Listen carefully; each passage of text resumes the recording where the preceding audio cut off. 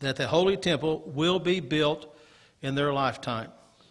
And there's two beliefs coming among the Orthodox Jews. The first belief is this, that the temple has to be rebuilt for the Messiah to come back, because they don't believe Jesus was the Messiah. So they believe that the temple has to be rebuilt before he comes back. Therefore, they see it as their mission to rebuild the temple. The other belief is that the Messiah will rebuild the temple when he returns. But they need to have everything ready for him for when he returns. So either way, in the Orthodox Jewish mind, this temple is very much needed in the way that they see things for Jesus Christ or the Messiah to come back. Of course, we understand that Messiah will be the Antichrist. Most Bible commentators who believe in a premillennial view believe that the temple will be rebuilt during the tribulation period. And it's believed that that temple, and it's a magnificent temple. That temple, nobody understands just how beautiful that temple is. You read about it in the Old Testament, but there was no building ever on the face of the earth during that time, or even when it's rebuilt, that will be as fantastic as that temple is. It's amazing how magnificent that temple is. It's believed that they could build that within about a year. So how close are we to seeing that temple rebuilt? And that's what I want to show you today. But before I do, let me go into a little bit of history of those temples. The first one was Solomon's temple. You remember that David wanted to build a temple for God, and God said, nope, I'm not going to let you build that temple because you're a man of war. So his son Solomon built that temple, and it stood for 400 years. And in 586 B.C., Nebuchadnezzar, when he took over Judah, the king of Babylon, destroyed that temple. And when he took Judah, the southern kingdom, Daniel was also part of that exile.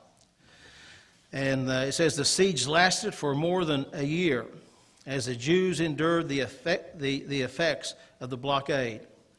Morality among the Jews plummeted as famine set in, and because of their poor state, various plagues or sicknesses began to afflict them. Finally, the food supply was depleted, and the misery increased as many were reduced to cannibalism.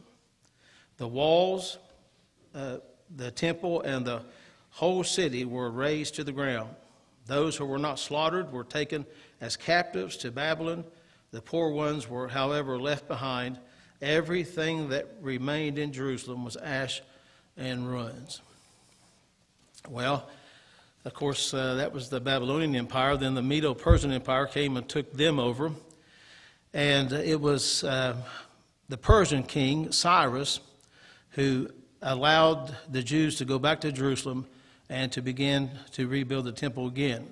And under Zerubbabel's leadership, they rebuilt the temple. It wasn't as big, it wasn't as magnificent, but they rebuilt it and was able to continue the sacrifices. So that was under Zerubbabel. And then Herod, the Herod that was in existence when Jesus was on earth. In the first century, he enlarged the temple and made it more beautiful and magnificent. And that was the third temple. That would have been the third temple. Let's say that would have been the Herod's, known as Herod's temple. He just kind of refurbished that temple, and it was destroyed in 70 A.D. By Titus. And so Jesus prophesied that that would happen in Luke 21, 5 and 6, and other verses as well. He says this, "For these things which ye behold, the days will come, in the which there shall be left not one stone upon another that shall not be thrown down." Josephus, a Jewish historian, in his book, The Jewish Wars, described what it was like whenever the temple was destroyed. Many books have been written about 70 A.D. when Jerusalem was destroyed and the temple was destroyed. And many historical fiction books, people over the years have handed me, said, you need to read this book. You can't even believe how terrible a time that was. Well, the temple was ablaze. The attackers plundered it, and countless people who were caught by them were slaughtered. There was no pity for age and no regard was accorded rank. Children and old men, laymen and priests alike were butchered. Every class was pursued and crushed in the grip of war, whether they cried for mercy or offered resistance. The Temple Mount everywhere enveloped in flames. It seemed to be boiling over from its base, yet the blood seemed more abundant than the flames, and the number of the slain greater than those of the slayers. The soldiers climbed over heaps of bodies as they chased fugitives. So the second temple was destroyed by Titus, and that was in 70 A.D. Actually, Jesus said that temple was going to be destroyed, but Titus did not want to destroy that temple. He actually wanted to keep that temple and then use it for idol worship and the worship of the pagan gods. But one of the soldiers went in there actually, and it ended up catching on fire, and the blaze went up so fast they couldn't do anything about it. So the prophecy was fulfilled that the temple was destroyed. And when the temple was destroyed, of course, the Jews, that was the great diaspora, went over the years throughout all the countries of the world. And they've continued to be scattered unto this day. Jews are going back, of course, to Israel. They've been flooding back into Israel over the years. The Jews that do not live in Israel, 75% of Jews that do not live in Israel live in the United States today. And there's whole ministries, you know this, there's whole ministries involved in trying to get Jews back to Israel who wants to go back to Israel. So there's still movement of Jews wanting to go back to their homeland. Well, there's no temple in Jerusalem today, right? There's none there. But the Antichrist, according to the Bible, will desecrate that temple. He's going to go into the temple. Well, how can he go into a temple if the temple's not there? He'll present himself higher than anything that's ever been called God, and will be worshipped. He'll do something called the abomination of desolation. He'll desecrate the temple. Some people say that he'll sacrifice a pig on the altar, but he will go in there and present himself as God and demand to be worshipped. 2 Thessalonians 2, 3 and 4. Let no man deceive you by any means, for that day shall not come except there come a falling away first, and that man of sin be revealed, the son of perdition. Who's that? The Antichrist, the son of perdition. Not the son of God, but the son of who? Satan himself. So you can imagine how wicked he's going to be. He who opposes and exalted himself above all that is called God or that is worshipped, so that he as God sitteth in the temple of God. So he's going to sit in the temple of God. There has to be a temple there. There is no temple. It has to be rebuilt, showing himself that he is God. And then in Revelation 11:1, it says, "And there was given me a reed like unto a rod, and the angel stood, saying, Rise and measure the temple of God and the altar and them that worship therein." So there's going to be a temple rebuilt. It's going to be there during the tribulation period. Many believe that when the Antichrist goes into that temple, that will begin the last 3.5 years of the tribulation period that we call the Great Tribulation. Matthew 24, 15 and 22. Jesus says this, "When you therefore shall see the abomination of desolation spoken of by Daniel." Now some people say Antiochus Epiphanes, that he was the guy who already fulfilled that prophecy. But yet here's Jesus already talking about it. It hasn't been fulfilled yet, because he says, when you see this happen. So it hasn't happened yet. Okay? "When you therefore shall see the abomination of desolation spoken of by Daniel the prophet, stand in the holy place. Whosoever readeth, let him understand. Then let them which are in Judea flee into the mountains.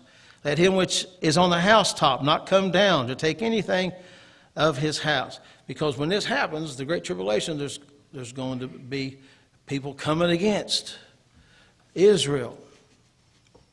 A terrible time's coming. Jacob's trouble. You're going to have to get out of there. You know, when war, you got to get out of there. We're trying to get Americans out of Ukraine now. You got to get out of there. And you have to get out fast. It's coming fast. A storm's coming. "Neither let him which is in the field return back to take his clothes. And woe to them that are with child, and to them that give suck in those days." And we can see on the television with Ukraine just how how difficult it is for those who have children, trying to find shelter and trying to find cover and protection for them. But pray that your flight be not in the winter. It will be worse if this happens in the winter time or on the Sabbath day. No doubt when there's going to be all kinds of rules and regulations. You know how the rules and regulations on the Sabbath, you couldn't walk but so far or you'd be working. So they might have something like that in place, and you're going to have to get out of there. You're not going to have to, you're going to have to get out.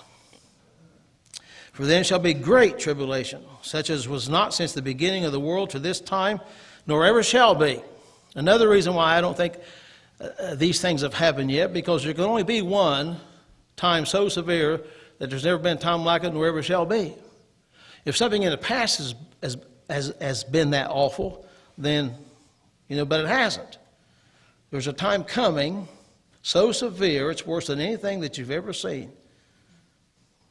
And there'll never be another time like it again. So that tells me that these end-time prophecies have not happened. You can't take a historical approach and try to prove that everything's already happened. They have not. They are still yet to happen in the very near future, I believe. For then shall be great tribulation, such as was not since the beginning of the world, to this time, no, nor ever shall be. And except those days should be shortened, there should no flesh be saved, but for the elect's sake, those days shall be shortened. Jesus Christ is going to come back and put an end to it. If he didn't, everything would die. Actually, when you look at the judgments in Revelation, it says that everything in the sea ends up dying. Everything in the fresh water ends up dying.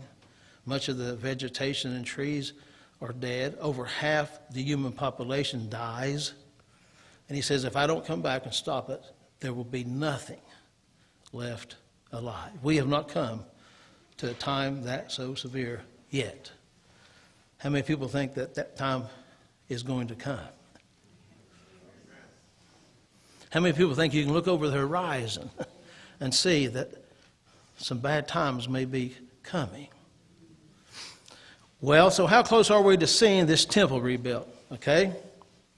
Well, I want to show you some things right now. Now, how do I get my clicker to work? I'm ready to try to show this. There's an organization called the Temple Institute, and it's out of Jerusalem. And this Temple Institute, they took on themselves that they would get everything ready. That they would get everything ready to build the temple. And they just about have everything ready. Now, I'm not going to be able to read that from back there, so I'm going to have to look.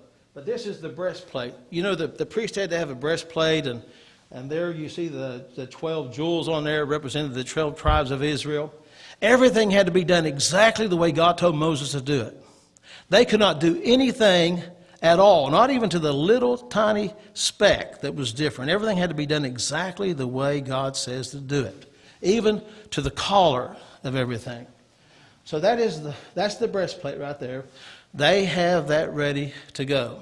And not only do they have that ready to go, but listen, in 70 AD, all the records were destroyed. And you know that the priests have to come from the tribe of what? Okay, I'm a teacher, so I'll try to get...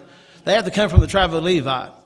Well, the Jews were all dispersed among all the nations. There's been intermarriage going on and all kinds of stuff. But God in His providence, believe it or not, has kept the bloodline of the Levites secure.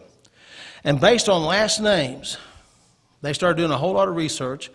And based on last names, they were able to figure out Jews, okay, that are in that bloodline of the Levites. And they already have sent those Levites to school.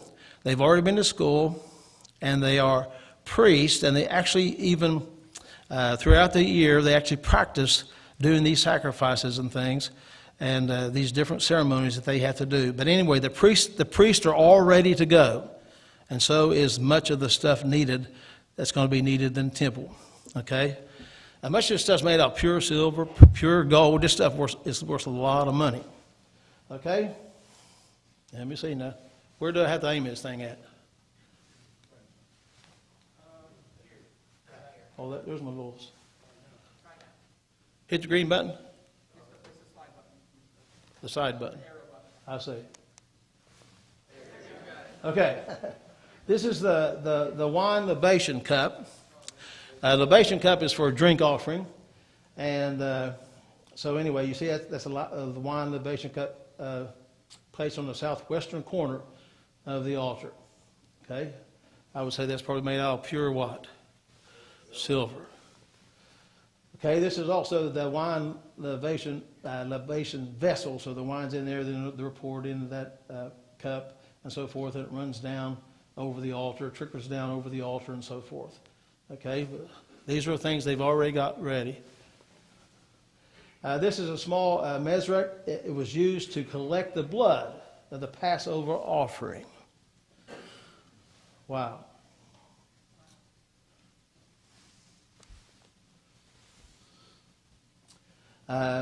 This is a three-tiered stand. The top level holds a perforated copper pan, and below it is a receptacle for hot coals. It is used for roasting the newly harvested barley of the Omer offering. Did you guys know they had all this stuff ready? Oh, what is that? The Ark of the Covenant. Is that very important? It was put in the Holy of Holies, and the only person who could go in the Holy of Holies once a year was the high priest, right? Anybody dared to go in there, they would fall dead. And they even put a rope around his ankle, so if the high priest died, they could pull him out without them having to go into it.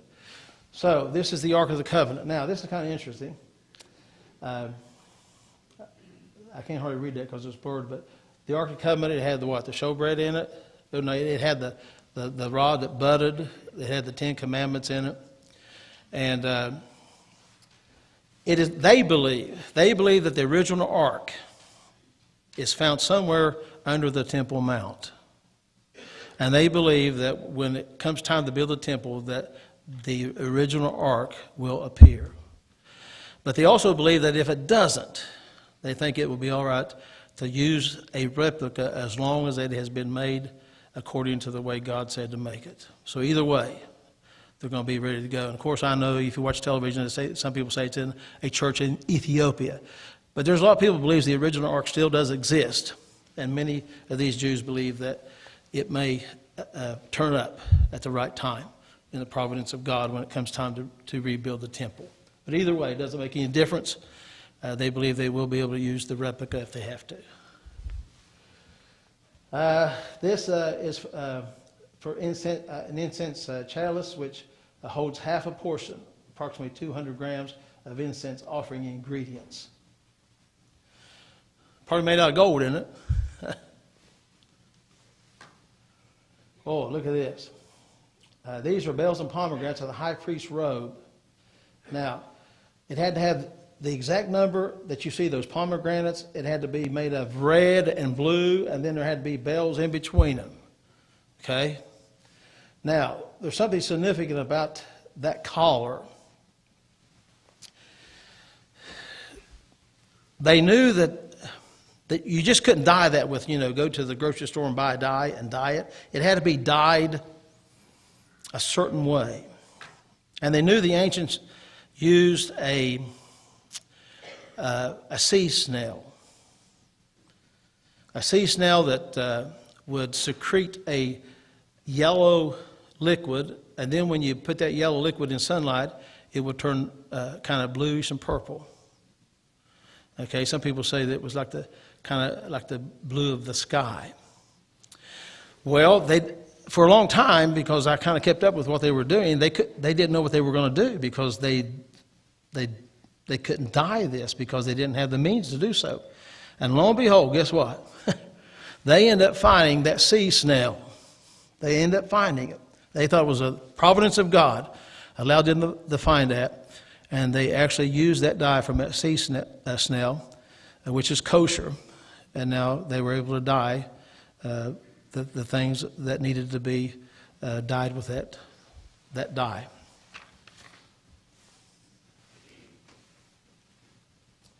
Okay, these are the cherubims that's on top of the ark.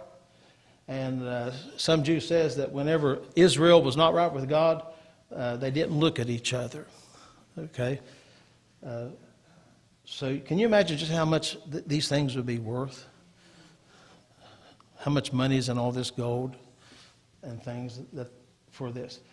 But they must make it exactly. The research that's taken in the Old Testament and the Torah, they must make it exactly the way God said to make it. And we're seeing these things come back to life. The frankincense censer, and again, in keeping with the Torah commandment. And I think this frankincense somehow must have been put over the table of showbread in the Kodesh sanctuary or the inner sanctuary on the Sabbath. A copper meal offering vessel.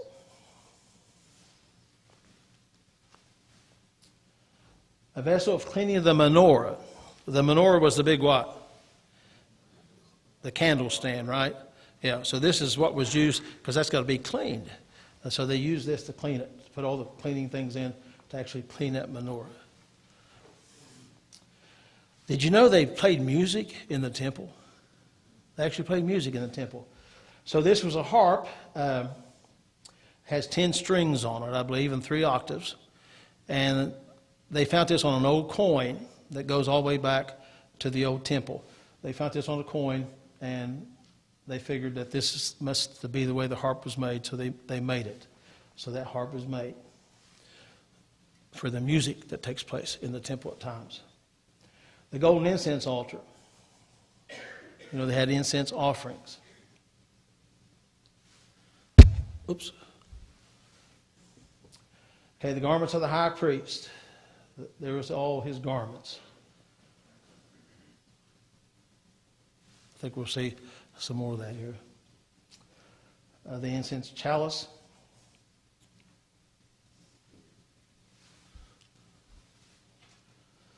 The lottery. This actually, there was a lottery that took place. You remember the scapegoat? They would allow a goat to go free. So in order to figure out which one to be sacrificed and which one to go free, they had a lottery. Okay, and I guess they pick out, you know, just by chance. And the scapegoat was supposed to be carrying the sins of the people away into a deserted area. So I guess Jesus is our scapegoat, isn't he? He bore our sins upon himself and carried them away from us. Praise the Lord. Actually, if you do study on all this stuff, you know that every bit of this stuff I'm telling you about, okay, can be symbolic of Jesus Christ. Every one of them. I mean, so you do an intense study on it, you'll see Jesus everywhere. Everywhere in all this stuff I'm telling you about. Okay, there is the golden menorah. Now this thing's big, gigantic. And they actually have this outside now, encased in a big thing, so people can come by and just look at it. Okay, so they got that out there in the public square now, where it can be seen. And if you go to Israel, you'll be able to see it as well. You can go to the Temple Institute and buy some of these things as well, replicas of them. Incense offering shovel. This would be to take out the ashes and so forth of it. A copper laver, the laver. It looks pretty big, don't it, right there? This is where the priests would wash themselves and so forth at the beginning of their service. Measuring cups. Copper measuring cups was used in the Holy Temple for measuring out different ingredients necessary for various offerings.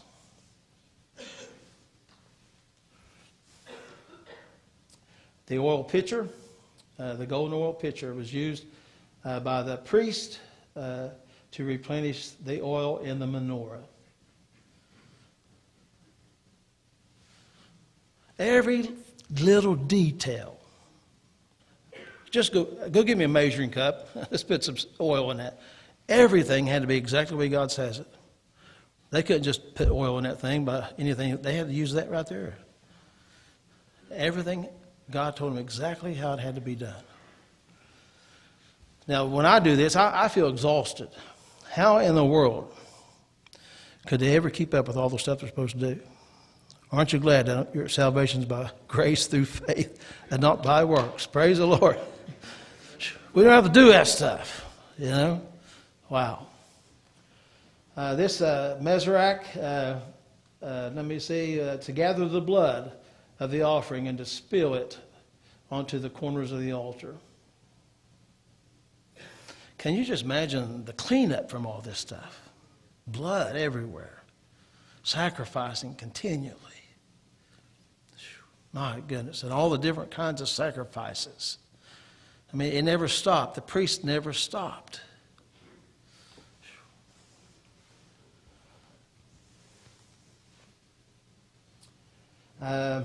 This is a copper cart used to remove excess ashes which accumulated on the altar.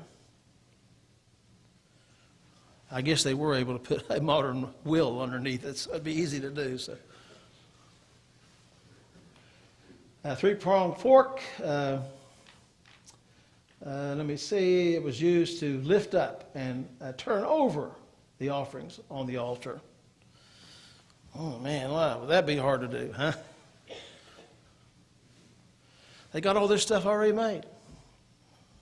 Do you think they're looking to rebuild the temple?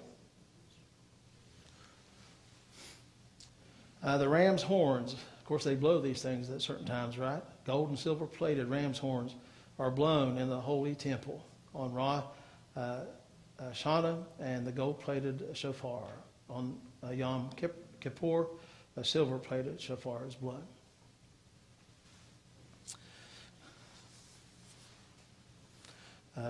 Rosh Hashanah is the New Year, the Jewish New Year.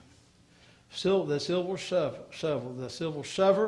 shovel is taken by the priest immediately after sanctifying his hands and feet at the copper laver.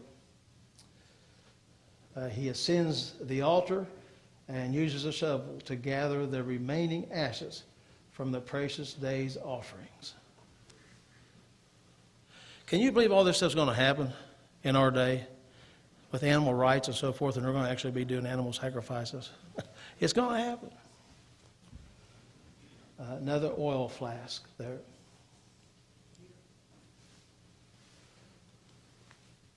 Now this is a crown. You see that crown on that priest right there? And you shall make a crown of pure gold. That thing's pure gold.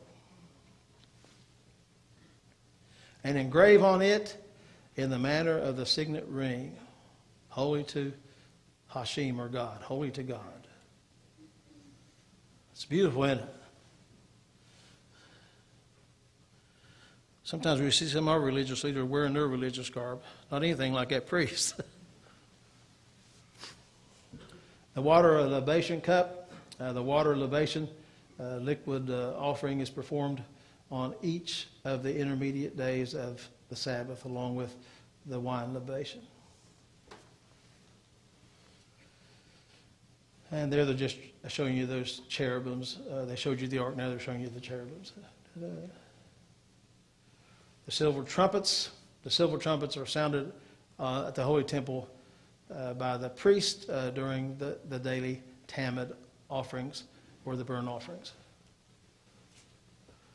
And then there's that, we've seen that one already. There's the water libation vessel. We've seen that one. Let me say, there's a copper meal offering vessel. We saw the cups. Let me see, where's my priest? We may have seen him. Have we seen him? We saw all these? Have I seen him? Okay. Now, showing you all that. Now, some people don't realize that. Oh, you always heard there had to be a temple rebuilt, but you didn't realize that everything's almost made for the temple to be rebuilt. The cornerstone's been made. Of course, they say that the Dome of the Rock's on the temple site, right? But when it's time for that temple to be rebuilt, it will be rebuilt. There are some people, and they're arguing about it, says that the temple mount where the temple actually stood was somewhere off from that, and that maybe the Dome of the Rock does not have to be removed. If that's the case, it could be begin possibly being rebuilt as soon as somebody would let them go up there and rebuild it. Other people say, no, that's the site. But either way, it's going to be rebuilt in God's timing when it needs to be rebuilt. But there's one big thing that keeps this temple from being rebuilt. Does anybody know what it is? Some of you do. What is it? It's the ashes of a red heifer. The Jews have to have a red heifer that's completely pure, has no white hairs on it. It has to be completely red, and there has not been one in over 2,000 years. They are actually now, the Temple Institute and so forth, they actually now are using embryos and all kinds of stuff. They have a breeding program where they are trying to breed a red heifer that does not. They had to tie it up for so long and watch it. It cannot have a yoke ever put upon it. It can never have done any work, and they got to watch it for so long. And so that they tie it up and they watch it and watch it. They keep examining it for any white hair that might pop up. They'll take that heifer once they get it, and they will kill it, of course. Here's why they can't build the temple. Because the priest must take the blood of that pure red heifer and take it to the entrance of the temple and sprinkle it 7 times to sanctify the temple. The temple cannot be used until the blood of that heifer is sprinkled over the entrance 7 times. Then they will burn that heifer. And the Bible tells them exactly how to burn it, over wood, and then they're going to put in some other things into it. And even they got to put in that their colored cord into it and burn it all together. And they actually they'll divide those ashes, put them in 3 different spots. And they will take those ashes and mix it with water, spring water. And that becomes a cleansing water.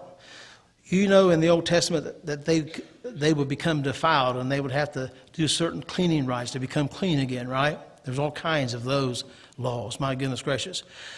But this had to do with if you touched a dead body, you became unclean. And you had to become clean again, and the only way you can become clean again is by using this water. This water that's been mixed with the ashes of this red heifer. And you're unclean for 7 days. On the 3rd day, you take hyssop, and somebody who is clean will sprinkle that on you. On the 3rd day, then you must wash your clothes and wash yourself. On the 7th day, somebody who's clean must take hyssop and sprinkle that on you, and then you must wash your clothes and wash yourself, and that evening you will be declared clean. If you're unclean, you cannot come to the temple because you will defile the temple. So you can't do much at the temple because pretty much you're going to have all kinds of people unclean at any given moment.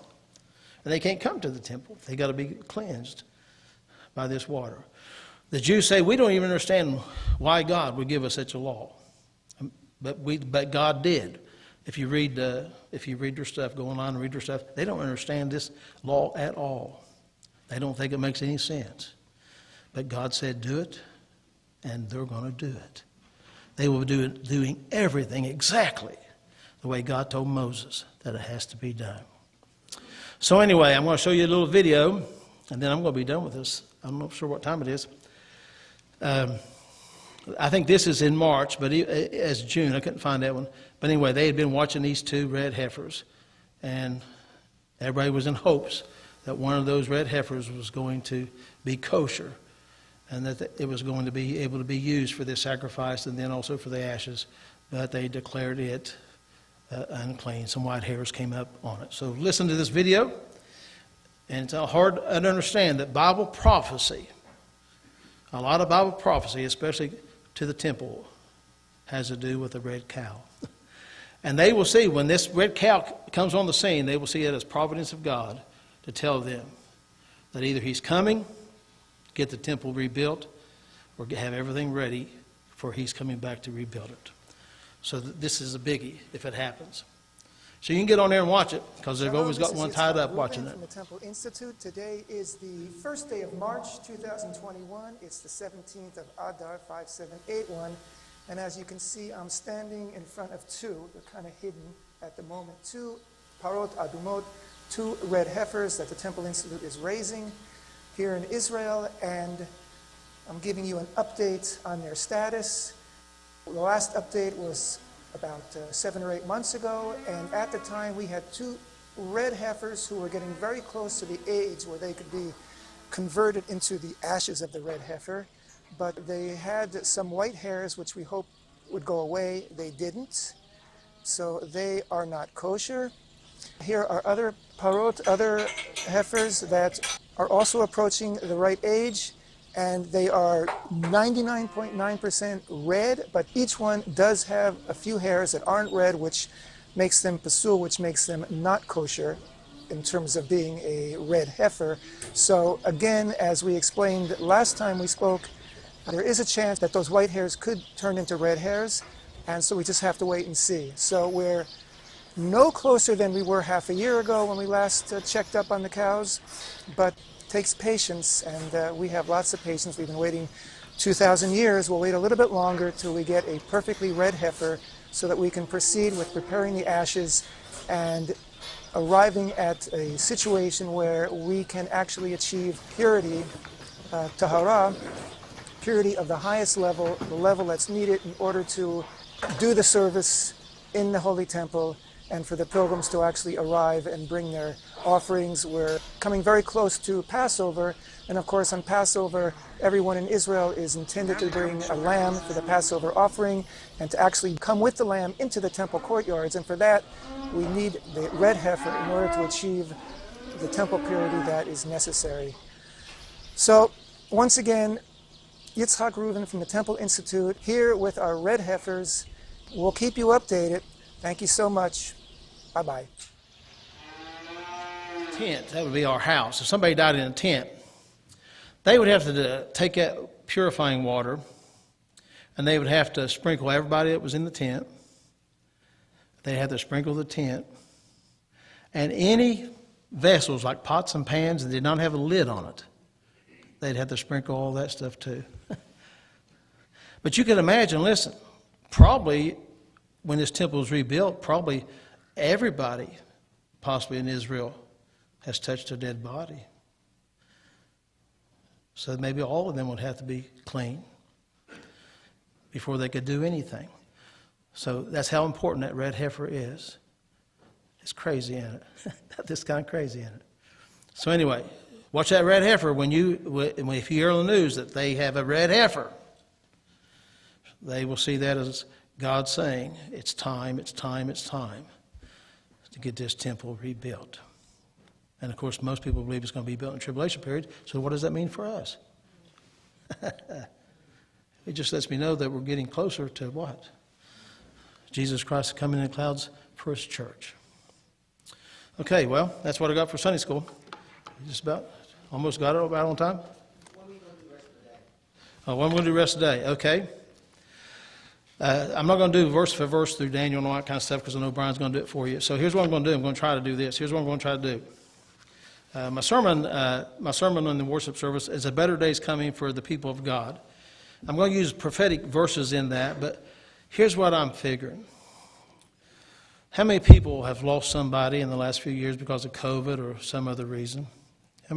You know, and I lost my brother, I lost my sister just a couple months ago, my mom before that. So I know there's got to be a lot of hurting people. So I just want to preach a sermon that might strengthen our faith, and there's a better day coming for us, okay? And then I guess we'll be doing the discipleship training. I'm going to talk about the mystery of iniquity. And then tonight I'm going to talk about, are there things happening today that you see every day that we can put Bible prophecy on? I'm going to talk fast because I'm thinking I might need to divide that in two, but I'm going to try to talk fast and get it all in. So yes, of course there is, of course. So we're going to talk about present day, what's happening right now in our day, and I'm going to put some prophecy scriptures on there to how I think that it applies to what's going on. And how many people think there's a lot going on? How many people think our world's kind of crazy? Is anybody confused? Nobody's confused about what's going on? Okay. Just a lot of crazy things going on in there. So what's happening anyway? Well, some things are happening. The mystery of iniquity is working. But you have to come back to you. Let's see what that's all about. Okay. So anyway. Thank you. Hope that was in line.